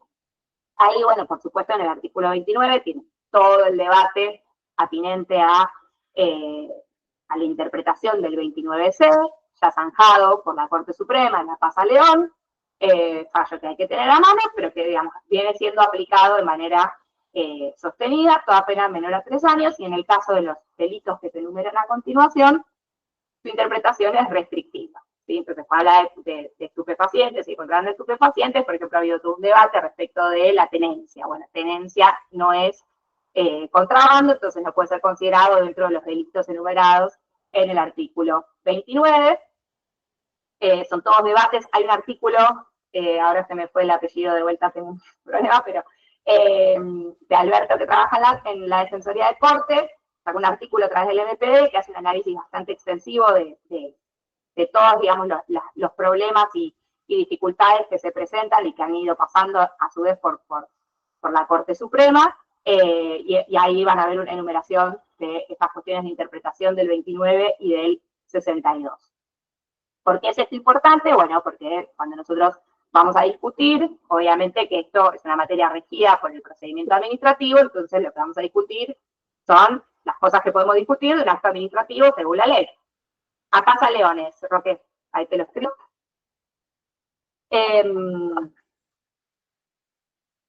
Entonces tenemos que poder discutir la causa, ¿sí? La causa legal, es decir, muchas veces Migraciones aplica de manera arbitraria estos artículos, ya les digo, por sobre las penas establecidas o a delitos que no son los enumerados. Entonces ahí hay una nulidad del acto administrativo por falta de causa legal, no son los supuestos previstos en la normativa. También podemos discutir que ese acto administrativo no está derivado de los hechos y antecedentes que obran en el expediente, lo cual también es un defecto de causa. Podemos hablar de vicios en el procedimiento, podemos hablar de falta de fundamentación, y los vicios de forma del acto administrativo, que de todas maneras son saneables, en cuanto a la firma, la fecha y demás, con lo cual tampoco es que nos suman mucho a esta discusión, sí las restantes cuestiones, sí la causa, sí los vicios en el procedimiento. Otra cuestión muy importante en estos términos es que, más allá de la causa legal, y cuando no podemos discutir esta o para reforzar lo que venimos argumentando, la ley prevé lo que se denomina la dispensa, tanto al final del artículo 29 como al final del artículo 62, sale la dispensa por vínculos familiares y razones humanitarias. Nuestra ley, si queremos marcar algún punto, no es un buen momento para criticar a la ley de migraciones, porque no queremos nuevas propuestas de reforma, pero tiene, es verdad, una deficiente redacción en este punto. Hay otras leyes, si las miramos en términos comparativos, que son un poco más claras en punto a qué entendemos por esos vínculos familiares o qué cosas podremos entender por razones humanitarias, ¿sí? O qué entendemos por arraigo. Nosotros el arraigo lo hacemos casuísticamente, cuando una persona se entiende suficientemente arraigada. Bueno, hay otras legislaciones que dicen, si entró siendo menor de tantos años o si tiene más de 70, tiene arraigo, ¿sí? En el entendimiento de que expulsar a una persona que pasó gran parte de su vida viviendo en este país para ser devuelta a un país del cual solo tiene la nacionalidad pero no sabe nada, ¿sí? No sería legítimo, no estaría bien proceder a efectivizar esa expulsión. Pero nosotros, digamos, tenemos una redacción amplia de la dispensa que sin perjuicio de eso es utilizada de una manera muy restrictiva por parte de la autoridad de aplicación, paradójicamente. ¿Cuál es la diferencia? Y esto sí está marcado, ahí les puso Mariano el repositorio, que la verdad que los repositorios del MP están muy completos porque son armados con la colaboración de la Comisión del Migrante, entonces siempre tienen todo lo más relevante. ¿Cuál es una distinción importante? Bueno, que el artículo 29 dice que se podrá dispensar como una facultad de la autoridad administrativa, en tanto que el artículo 62 dice deberá dispensar ante la presencia de vínculos familiares. Y esto hay un análisis jurisprudencial respecto de esta interpretación, que no dice que toda persona deberá ser dispensada y su expulsión dejada de lado, pero sí requiere supuestamente de un mayor nivel de fundamentación por parte de la autoridad administrativa, rechazar la aplicación de una dispensa cuando una persona tiene arraigo y vínculos familiares y una residencia en el país. O sea, si está enmarcado en el artículo 62, hay un nivel de fundamentación para el rechazo de esa dispensa que debiera ser mucho más elevado, ¿sí? Y por supuesto que todo esto es revisable jurisprudencialmente, judicialmente, y hacia la aplicación de lo que dentro de, también lo van a ver ahí en los boletines, de la jurisprudencia de la Corte Interamericana, que tomó del Tribunal Europeo la idea del test de razonabilidad, ¿sí? Que la medida de expulsión, aun cuando proceda legalmente por las causales que establece la norma, debemos hacer un análisis, un juicio de proporcionalidad y de razonabilidad, y ahí entran a jugar estos otros factores, ¿sí? A tener en consideración, que son el arraigo, el tiempo que la persona lleva viviendo, hace cuánto que cometió ese delito, por más que la norma, digamos, la legislación interna del Estado no permita que ese delito desaparezca de sus antecedentes, bueno, si ha pasado un tiempo considerable, va perdiendo peso en este test de proporcionalidad, si no volvió a delinquir, bueno, si tiene hijos, si tiene personas a su cargo, si es una persona mayor, bueno, un montón de factores que la Corte Interamericana dijo tienen que ponderarse en este test de razonabilidad para analizar si la medida es razonable o no, es proporcional o no, y si esa expulsión se tiene que llevar a cabo. Y todo esto, nosotros decimos, es imposible no sujetarlo al control judicial porque son en definitiva los jueces y las juezas los que van a poder decir si es convencional o no esta medida que está siendo adoptada, por supuesto no en la posición de la autoridad administrativa. Estas cuestiones, ¿dónde las vamos a discutir? Obviamente en el trámite recursivo, ¿sí? Porque usualmente Migraciones no pregunta mucho antes de dictar la orden de expulsión. O sea, lamentablemente, por ahí la persona tiene un montón de vínculos en el país, pero bueno, si la causa se inició porque entró el oficio del juzgado que informa el antecedente, se lo encaminó, se dictó la orden de expulsión, la persona quizás se entera cuando la notifican. de que existía ese procedimiento que decretaba su expulsión, y entonces lamentablemente entramos con todo el bagaje probatorio de todos los vínculos familiares que esta persona tiene, ya en la etapa recursiva. ¿Cómo es esa etapa recursiva? Bueno, la ley de migraciones la regula específicamente. Recuerden siempre que en cuestiones de procedimiento administrativo, si la ley especial regula el procedimiento, se aplica ese procedimiento y solo subsidiariamente, y para lo que no esté ahí, la ley de procedimiento administrativo, si nada dice, aplica el procedimiento administrativo común. En el caso de la ley de migraciones, la ley de migraciones regula ese procedimiento específicamente, nos dice que contra toda orden de expulsión podemos interponer un recurso de reconsideración en el plazo de 10 días, que puede ir con jerárquico en subsidio o presentarse automáticamente el jerárquico en el plazo de 15 días. Luego de eso subsiste una vía de alzada todavía, es decir, otro recurso administrativo más, cuyo agotamiento ya pasa a ser una decisión, porque puede optarse por ir directamente a la vía jurisdiccional. En el caso de la vía jurisdiccional, la ley de migraciones dice 30 días, con lo cual no nos aplican los plazos comunes de la ley de procedimiento administrativo, 30 días para interponer la revisión jurisdiccional, y ahí sí, también, zanjado jurisprudencialmente, una vez que interpongo la demanda de impugnación de ese acto administrativo, tramita por procedimiento ordinario, de vuelta, puedo llegar hasta la Corte Suprema, y todo eso tendrá efecto suspensivo. Es decir, que la persona no puede ser expulsada hasta que se agote el último de los recursos y la decisión quede firme y consentida. Y durante todo ese proceso tiene que poder renovar su certificado de residencia precaria, y si no lo tiene, hay que pedirlo. Una cuestión puntual que se da con esto es que las personas que tienen cancelada su residencia, es decir, que se les aplicó el artículo 62 de la Ley de Migraciones, estas personas ya tenían un documento nacional de identidad, ¿sí? Como extranjeras, pero contaban con un documento nacional de identidad que en algún procedimiento, en algún momento, seguramente Migraciones le va a retener, ¿sí? Ante eso, Migraciones dice, yo el documento se lo tengo que retener y una precaria no le puedo dar porque es una persona que ya tuvo un estadio registral más alto que el certificado de residencia precaria. Ya tiene un número de DNI, entonces no le puedo dar precaria. Entonces terminaba pasando que las personas que tenían canceladas sus residencias quedaban en una situación peor que las que estaban en irregularidad administrativa, porque esas personas podían tener su certificado de residencia precaria y los que habían sido cancelados no tenían nada. Bueno, eso se empezaron a hacer oficios extrajudiciales al RENAPER, avisándole a RENAPER que estaban dando de baja o que no estaban otorgándole, porque después la persona, si se quería presentar a hacer un nuevo trámite de DNI, RENAPER le decía que tenía que ir a migraciones. Entonces empezamos a avisarle, dicho amigablemente, a RENAPER que estas personas, si bien tenían una orden de expulsión que cancelaba su residencia, esa orden de expulsión estaba recurrida, por lo tanto, la cancelación no estaba firme y consentida, y el hecho de retenerle el DNI e impedirle que haga un nuevo trámite implicaba un principio de ejecución de un acto administrativo no firme.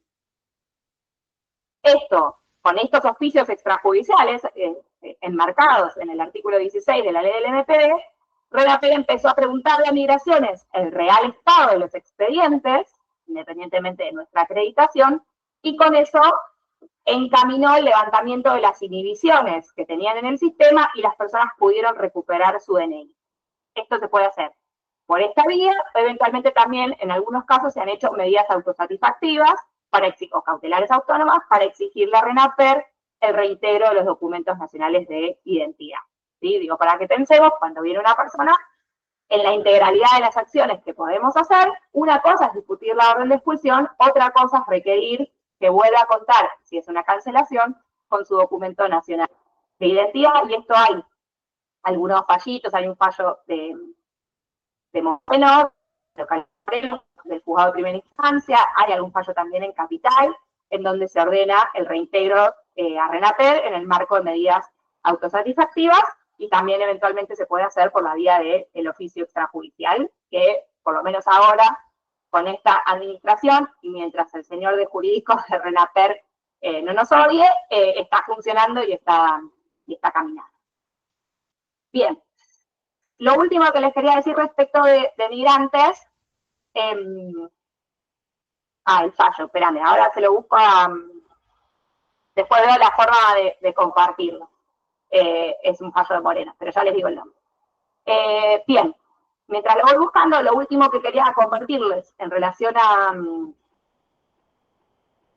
la cuestión de los migrantes es las cuestiones relativas a la retención. Ustedes saben que, obviamente, para hacer efectivo una orden de expulsión, esta persona es, bueno, se utiliza el eufemismo retención, pero es privada de su libertad en un centro.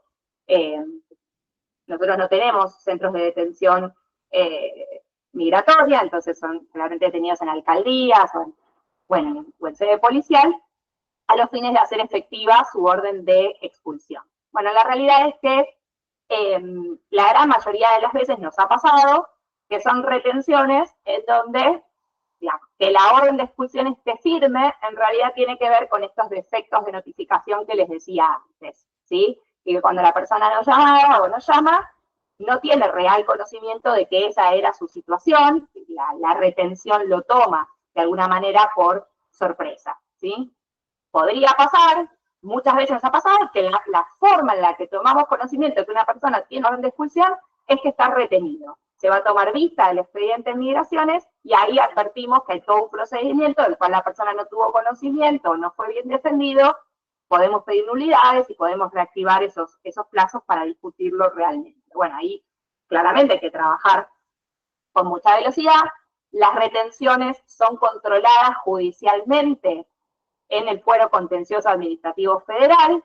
Esto es un problema porque hay una persona privada de la libertad, cuya privación de la libertad es controlada por un juzgado que no tiene turno, como los juzgados penales, pero sin perjuicio de ello, esa crítica general, en esos procesos son procesos específicamente de control de la retención en el fuero contencioso administrativo federal. Entonces, ¿qué podemos hacer? Bueno, presentarnos en ese expediente de retención.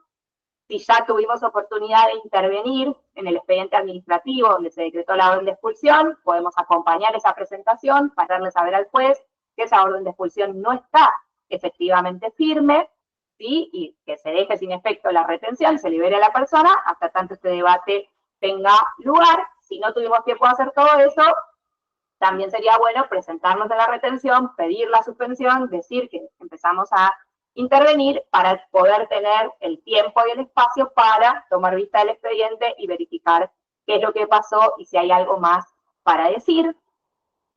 También podría pasar que haya hechos nuevos, que no necesariamente sea un procedimiento que la persona no se enteró ni nada, pero que haya pasado mucho tiempo desde que la orden de expulsión quedó firme hasta que efectivamente la autoridad administrativa decide ejecutarla. Entonces puede haber habido un cambio en las circunstancias de vida de esa persona, quizá antes no tenía nadie, ahora tiene familia. Bueno, la ley 25.871 abre una puerta ahí, que es el artículo 90, para las revisiones de algo que ya pasó por 2 etapas, que ya fue confirmado, esa orden de expulsión está firme, pero la persona de golpe tuvo un hijo en el país. Bueno, es un hecho nuevo a informar, susceptible de ser revisado. Bueno, esto también podría acontecer cuando nos anoticiamos de que una persona está retenida. También podríamos tratar de ir por esa vía, eventualmente, del artículo 90. Bien, ¿hasta acá alguna pregunta?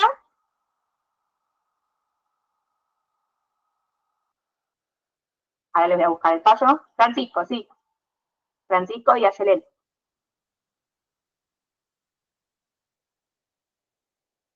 Yo veo esa mano levantada, pero no sé si es de verdad. Creo que la de Francisco se quedó levantada hace un montón, que no está levantada. Lo del fallo que te preguntaban es porque justo se cortó el audio, pero es uno que mencionaste al pasar. No. Ahora también se cortó el audio. Esperá, ¿ahí se me escucha? ¿Ahí sí? Bueno, no dije el nombre porque no me acuerdo. Dije que era un fallo de Moreno, pero no me acuerdo. Ya lo voy a buscar. Ya lo voy a buscar y lo voy a encontrar.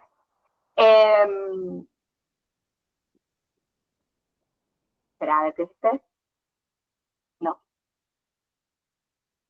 Hay uno, espera, les voy a pasar este. Si no, después me lo pasás y lo colgamos en YouTube, no pasa nada. Bueno, dale. Está en capítulo, se llama, bueno, a mí no me gusta mucho decir los nombres del gente, pero bueno, no queda otra. Es Infran Candia, es de Cava, que es un expediente que no sé si se acordarán, tuvo una intervención del Programa de Derechos Económicos, Sociales y Culturales. Ellos hicieron la medida autosatisfactiva y lograron revertir y acompañar al señor a poder tramitar el DNI. Ese es uno, y bueno, les debo el de Moreno, que ya lo voy a encontrar y se los paso. Bueno, antes de terminar, que me quedan 5 o 10 minutitos, ¿por qué les hablé de migrantes y refugiados? Porque me parece importante poder, a veces son cosas que si no las hacemos se nos escapan, pero también poder entender que estas personas tienen un certificado de residencia precaria, ese certificado les habilita a estudiar, a trabajar, pero que asociado a eso se pueden presentar otras dificultades, que a mí me parece siempre importante, y de hecho yo tenía las carpetas organizadas así, de manera interseccional, que muchas veces el ser migrante va acompañado de otras problemáticas o de otras vulnerabilidades que suelen presentarse en la vida real y que suelen utilizarse para los exámenes. Entonces, piensen, por ejemplo, en los cuestionamientos respecto al acceso a la educación de las personas migrantes y refugiadas, ¿sí? Ahí tenemos el caso de Costaldueña, litigado desde la Defensoría de la doctora Plaza, que llegó hasta la Corte Suprema de Justicia de la Nación. Costaldueña tenía una orden de expulsión, en algún momento intentó solicitar refugio también, pero él discute la resolución, hay 2 resoluciones de la UBA, que le exigen la presentación de documento nacional de identidad a las personas extranjeras, ¿sí? Se hizo todo un litigio respecto a eso, porque claramente Costaldueña estaba condenado, quería estudiar en el marco de su privación de la libertad. Esas resoluciones, él se puede anotar, puede estudiar, y de golpe se encuentra con este impedimento que no lo deja continuar ante la falta de documento nacional de identidad. El caso llegó hasta la Corte Suprema y lamentablemente Costaldueña. Es un fallo bastante complicado de analizar. La Corte no considera que en este caso la nacionalidad o la condición de migrante ingrese dentro de su famosa teoría a la categoría sospechosa para pasar por eso el filtro de una resolución y verificar si ese requisito es discriminatorio o no es discriminatorio, ¿sí? Sí, gracias, hasta ahí. Y también tienen dentro de lo que fue hace 2 años la revista del MPD, hay un artículo de Analia Cajone que analiza el fallo, muy bueno. No puede ser mi amiga, es muy bueno en serio. Respecto, digamos, de verdaderamente la Corte se aparta de su jurisprudencia respecto de las constitucionalidades de las resoluciones de la UBA. Entonces, esto, la interseccionalidad, migración, educación, la interseccionalidad, migración, salud, cuáles son las dificultades. Si la persona no tiene su certificado de residencia precaria, puede tener alguna dificultad para ser atendido en hospitales. Hoy en día, el respecto de descansar.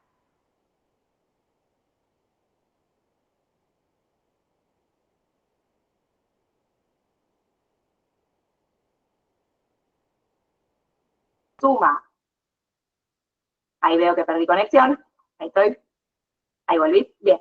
Esa resolución, ya les decía, reciente de la Ciudad de Buenos Aires, que entiendo yo que aplica para la atención de salud de la Ciudad de Buenos Aires, pero de todas maneras se suma a las de otras jurisdicciones en donde se limita la atención de salud en razón de la situación migratoria y se establecen tasas, pagos de atención para la atención de personas migrantes. Entonces, bueno, si estas resoluciones, fíjense, ya en las jurisdicciones donde se ha debatido, creo que está en Mendoza, creo que está en Jujuy, ya ha habido un debate respecto a la constitucionalidad de estas resoluciones, ¿sí? Esa interseccionalidad, salud, migración o salud y persona extranjera. Lo mismo con las resoluciones de INCUCAI que limitan el acceso a los trasplantes para las personas que no tienen una antigüedad determinada en el país. Es un tema interesante, que también hay varios fallos, lamentablemente no unívocos ni todos en el mismo sentido,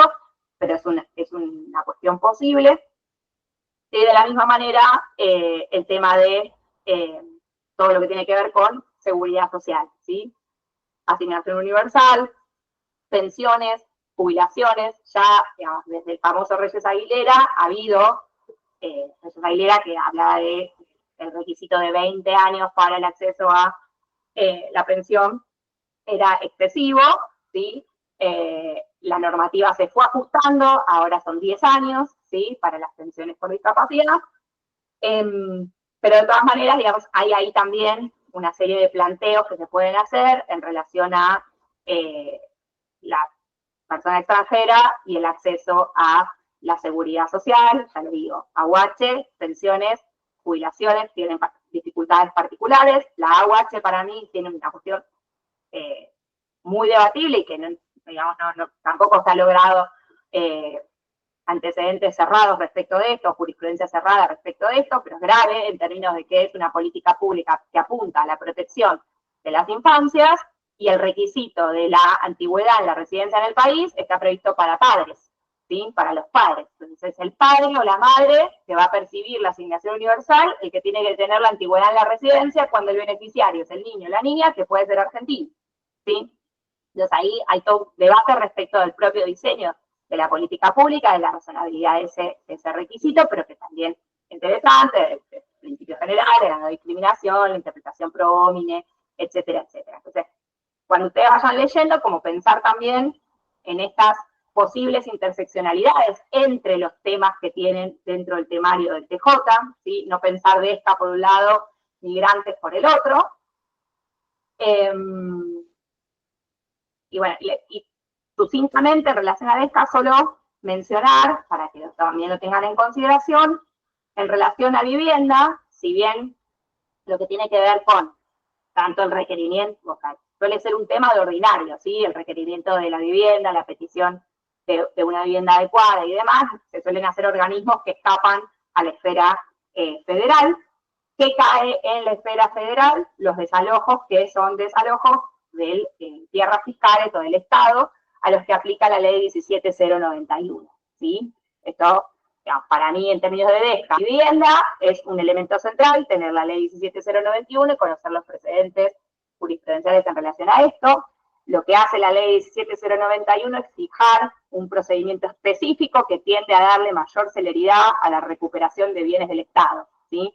Entonces nos pasa con o viviendas del ejército, o terrenos del ferrocarril, ¿sí? Es decir, terrenos fiscales, o terrenos del Estado que están ocupados. Para los procedimientos de desalojo, de desocupación de esos terrenos, se previó, en el marco de un gobierno de facto anterior a la dictadura militar, de la década del 60, un procedimiento específico. ¿Qué hace? Bueno, es un procedimiento básicamente, esencialmente, ahí sé que yo no soy especialista, pero es un procedimiento inaudita aparte, donde precisamente las personas no tienen derecho a ser oídos, a presentarse en tiempo y forma y a interponer las defensas que podrían interponer, ¿sí? Entonces, muchas veces, en esos procedimientos, nos terminan dando, cuando se hacen los mandamientos de constatación, intervención por vía complementaria, porque en el mandamiento de constatación se encuentra que residen en esa vivienda niños, niñas o adolescentes y se nos da intervención por complementaria, ¿sí?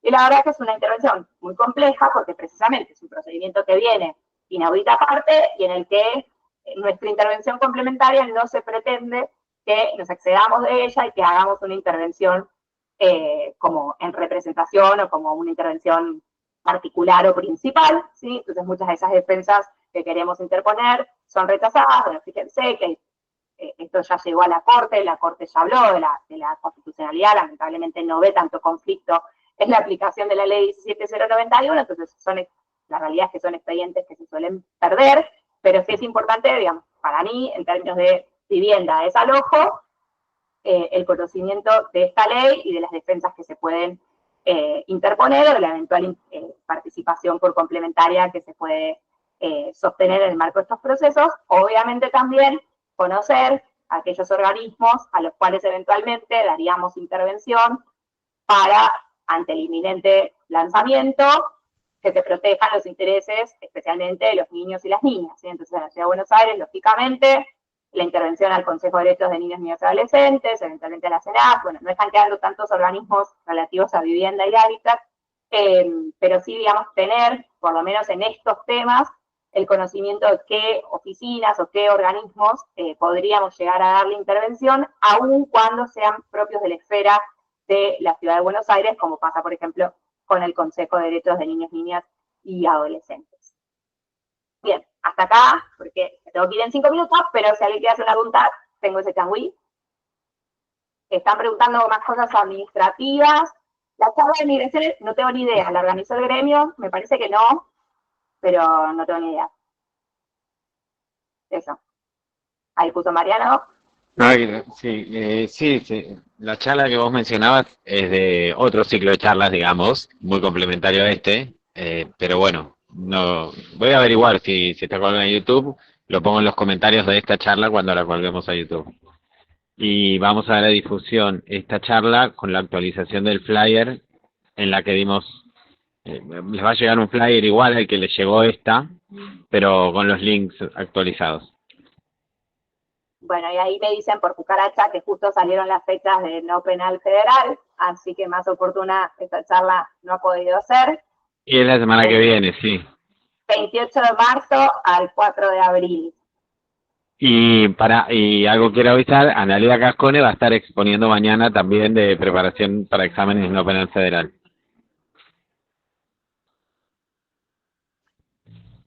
Bueno. Listo. Espera, Andrea, tenés la mano levantada, sí. Sí, una consulta, a ver si sabes si en las jurisdicciones del interior los exámenes van a abarcar todas las temáticas o van a ser por penal, no penal, ejecución, depende a donde uno aspire a trabajar. Yo estoy en la jurisdicción de Mar del Plata, por ejemplo, y no sabemos si cuando larguen los exámenes el temario va a abarcar la totalidad, penal, no penal y demás, o va a ir por temática. ¿Me explico? Mirá, no tengo mucha idea de eso, sí te puedo decir que el año pasado que fueron acá, en San Martín, fueron divididos por jurisdicción, pero para San Martín, por ejemplo, fueron multifueros. Como nosotros, como en San Martín es multifuero, los TJ fueron multifueros. Lo que pasa es que quedó como medio raro, había gente que se anotaba solo para penal, gente que se anotaba solo para civil, que había algunas jurisdicciones que lo eran San Justo, aunque no existe, pero no importa, y el que se anotaba en todo rendía para el multifuero y quedaron todos esos ordenamientos. Con lo cual yo entiendo que Mar del Plata, que tiene multifuero, podría llegar a tomarse todo. Pero usualmente los TJ los solían dividir. Ya te digo, vos acá te podías anotar y rendías o solo civil o civil y penal. Ejecución no, porque no, digamos, ejecución por lo menos acá en San Martín hacen las defensorías del tribunal oral. Entonces ejecución penal no entraba, pero sí entró víctimas y entró penal federal. Acá anteriormente el último entró todo, o sea, se rendía todo, pero ahora no sabemos, por ejemplo, la defensoría que estoy yo, que era multifuero, quedó para trabajar los casos no penales. Hola Andrea, eso lo va a decir la Secretaría de Concursos, te vas a enterar por Secretaría de Concursos cuando abra el examen, porque Bien. Como dijo Rosario, depende de la defensoría. Genial, gracias.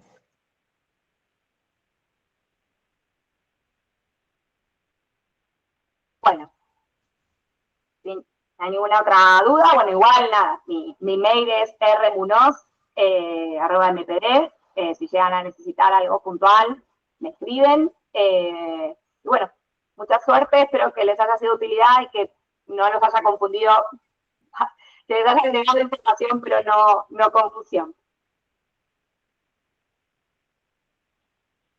Gracias. Gracias Rosario por tu explicación.